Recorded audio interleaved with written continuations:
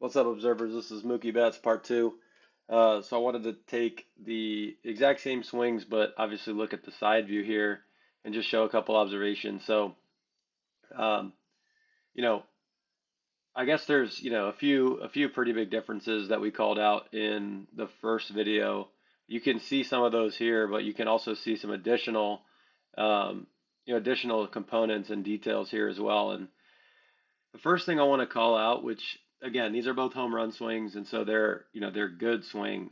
The other thing is there is a little bit of distortion because the one on the right, this video on the right is a pull side home run. This video on the left is an opposite field home run, and so there are going to be some things that I'm going to say here that are likely going to be a result of that too. But the first thing I want to call out is just the arm structure and the gather on the left. And so, like, this is very subtle, but his arms in this position look very relaxed to me. This structure looks like his arms are quite relaxed in the gather. And the one thing we don't have in these two swings is I wish we had a little bit more footage about how they got to this spot because we called that out in part one. But if you remember in part one, we talked about how his hands are kind of moving a little bit more independent of his body in the gather, and then getting him into like a pretty strong position. So we'll stop kind of right at at foot kind of down in his what we would call a horse stance, and let's just draw a line here uh, across to show just the the length between his two legs and just that it looks like he is in his legs or the amount of energy stored in his legs. The other thing I want to call out is just this arm structure here. So not only this kind of structure here, but also the back arm. Okay, this looks really clean, and we'll get to this um, in just a second. So now, again, I wish we had more footage back here, but we see a much more what I would call like forward K position in here, and I love that. Typically, I love that. But if we kind of move back here on the left, let's clear some of this stuff out. Um, you can see he's a little bit just more level here all the way through. Definitely some downward angles, but kind of more level through this spot. Whereas in here, his head's forward, which generally, look, I really like that spot. But when he lands, let's go back to the spot that we had and gets his foot down. I'm gonna just call, attention to two things here. One is definitely doesn't look as wide or as in his legs. Very similar, and again, these are both home run swings. But again, if we remember this swing on the right from recently, he's going to kind of jump out of his legs. Um, he's going to jump kind of upwards uh, through contact. Whereas this swing, he's really going to hold his posture. So I want to call attention to one more thing, and that is this arm structure. Sorry, wrong one. Let me get out of that. Okay, this arm structure is allowing him in when he goes to launch and when he goes to swing. This is very different to me. And what I want to notice here, what I want to observe here is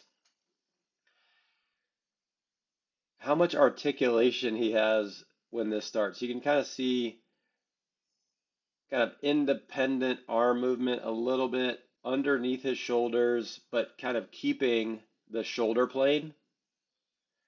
Whereas on the right here, it feels like everything just kind of goes together. So he's kind of pushing the barrel a little bit more, not as much articulation. It does kind of feel neat. Again, these are two different angles, so I might be splitting hairs here, but if I were to draw like dots here on his knob, the knob, elbow, elbow, we're going to kind of see them all leave at the same rate. they're all going to kind of go together. Whereas on the left here, and again, these are different pitches, you're going to kind of see the hands stay back just a little bit longer while the elbows come together and then they all go together. That's going to give them a much more on plane swing. And what I want to call attention to next is just just that, right? Just the fact that he looks like he's way more on plane in this frame or in this video on the left than he does on the right. So see this kind of elbow, or sorry, this bat, this bat path kind of pitch on top of his shoulders. So if this is his shoulder here, this is on top of it. Whereas this has more of a feel that this bat is kind of in line with his shoulders, if that makes sense. Again, this is an inside pitch, and so in a left-handed pitcher, so that there is some something to be said for that. But he looks like he's far more on plane here on the left than he does on the right. And then finally here, and I know we're spending a lot of time on this, but the last thing I want to know or call attention to is just how much torsion he's got in his legs.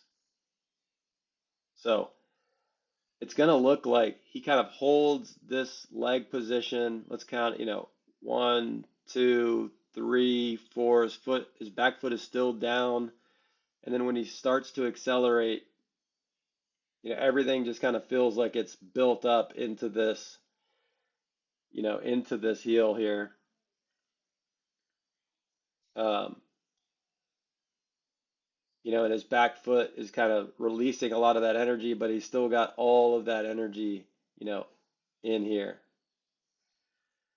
And, contrast that to what's happening on the right. It looks like when his left foot hits the ground, he's almost immediately coming out of his back leg. So he not creating kind of any torque or any force on the right compared to what he is doing on the left.